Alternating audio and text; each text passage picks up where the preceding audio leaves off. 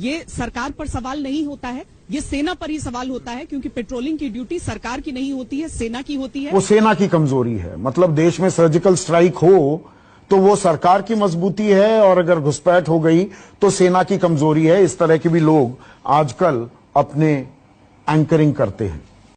आज तक की पत्रकार श्वेता सिंह को न्यूज 24 के पत्रकार संदीप चौधरी ने अपनी लाइव डिबेट में आकर आईना दिखाया है। किस तरह उन्होंने आईना दिखाया और आखिर क्या वजह है जो संदीप चौधरी को अपने लाइव डिबेट में आकर श्वेता सिंह की पत्रकारिता पर सवाल खड़े करने पड़े, आइए देखते हैं।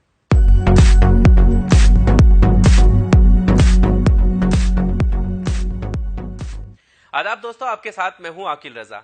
आपको याद होगा कि अभी फिलहाल श्वेता सिंह का एक वीडियो वायरल हुआ था जिसमें वो सेना पर सवाल खड़े कर रही हैं। दरअसल भारत और चीन के बीच हुई झड़प के बीच में श्वेता सिंह रिपोर्टिंग कर रही थी और इस रिपोर्टिंग के दौरान रोहित सरदाना के सवाल का जवाब देते हुए उन्होंने कहा था कि पेट्रोलिंग की जो ड्यूटी होती है वो सेना की होती है, ना कि सरकार की होती है। तो इसकी जिम्मेदारी जो है वो सेना की है, यानी जो भी कुछ हुआ उसके लिए सेना जिम्मेदार है, ये कहने की वो कोशिश कर रही थी। जिसके बाद वो वीडियो वायरल हुआ और देश भर में इसका गुस्सा था। लोग सवाल कर रहे थे कि आखिर गोदी मीडिया कब तक चाटुकारिता करती रहेगी। ये सवाल उठाना कि चीनी सेना हमारे जमीन पर आ गई और हम सोते रहे, ये सरकार पर सवाल नहीं होता है, ये सेना पर ही सवाल होता है, क्योंकि पेट्रोलिंग की ड्यूटी सरकार की नहीं होती है, सेना की होती है। इससे पहले भी ये वही श्वेता सिंह है, आपको याद होगा जब ये 2000 के नोट में चिप ढूंढ रही थी और सैटेलाइट के कनेक्शन बताते हुए बता रही थी कि कहीं पर भी अगर 200 मीटर अंदर भी 2000 का नोट छिपा हुआ होगा तो सैटेलाइट के जरिए उसका जो है कनेक्शन मिल जाएगा और वो पैसा जब्त कर लिया जाएगा, यानी किसी भी तरीके का काला जो धंधा है वो खत्म हो जाएगा। इस तरीके की बात वो कर रही थी। वो वीडियो भी काफी वायरल हुआ था, लेकिन वो बातों में कितना दम था ये आपको अब पता चल गया होगा। अब मैं आपको ले चलता हूं कि न्यूज 24 के पत्रकार संदीप चौधरी ने ऐसी क्या बात कही है और उनका वीडियो क्यों वायरल हो रहा है। दरअसल संदीप चौधरी कुछ पैनलिस्ट के साथ डिबेट कर रहे हैं और इस डिबेट के दौरान संदीप चौधरी को मजबूरन ये कहना पड़ा, क्योंकि वो भी इस तरह की पत्रकारिता से कहीं ना कहीं आहत हुए हैं। उन्होंने कहा है कि आपको अब तो आजकल ऐसे पत्रकार भी आ गए हैं जिनको पहले ही पता चल जाता है कि बॉर्डर पर क्या चल रहा है। मैं चाहता हूं कि सबसे पहले आप संदीप चौधरी की कही हुई वो बात सुन लीजिए। नहीं, ऐसे तो वो बहुत सारे एंकर्स भी आजकल आ गए हैं। अब वो ये बताने लगे हैं कि अगर घुसपैठ हुई है तो वो सेना की कमजोरी है। मतलब देश में सर्जिकल स्ट्राइक हो तो वो सरकार की मजबूती है, और अगर घुसपैठ हो गई तो सेना की कमजोरी है। इस तरह के भी लोग आजकल अपने एंकरिंग करते हैं।